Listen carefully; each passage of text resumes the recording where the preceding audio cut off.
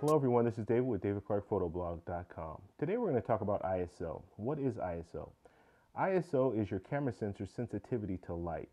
In low lit situations, you need to raise your ISO in order to get the correct exposure. Sometimes, let's say you're indoors or you're at a theater or you're at a concert and you can't use a flash, or using a flash is senseless because you're too far away from the subject.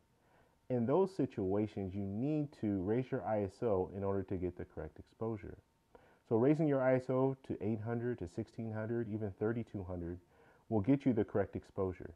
Now understand, the higher you raise your ISO, the more noise you will produce into your images. So there's software now. Lightroom 3 is a very good application that will get rid of most of the noise, or if not all of the noise, at 3200 or 1600. So you can be comfortable at those ranges shooting. Now, some cameras, the higher end cameras, they're very, very good with noise and they can virtually shoot in the dark. But just understand, raising that ISO is going to get you a correct exposure in situations where you're in low light. Now, if you're out, daylight, very, very good conditions, you can put your ISO at its lowest setting. For this Canon here, it's ISO 100. Some cameras have ISO 200 as their lowest setting. You can put it at the lowest setting. You're going to get the most detail, and you'll get a sharper image.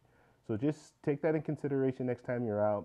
ISO is going to give you more sensitive. It'll be more sensitive to light. Your camera will be, and you can get an exposure, correct exposure. And you might also be in situations where you're shooting sports indoors, or you're shooting sports in low light. If you're in that situation, you need to have fast shutters. Let's say you want to shoot a 500th of a second or 400th of a second to freeze the action. Well, in those situations, you need to raise the ISO in order to get those fast shutter speeds. So you need to take that in consideration, raising the ISO, get the fast shutter speeds. We'll also talk about aperture in the future and how that plays a role as far as getting light into your camera. Okay, that's all I have for you guys today. You guys have a good one. Talk to you later. Bye.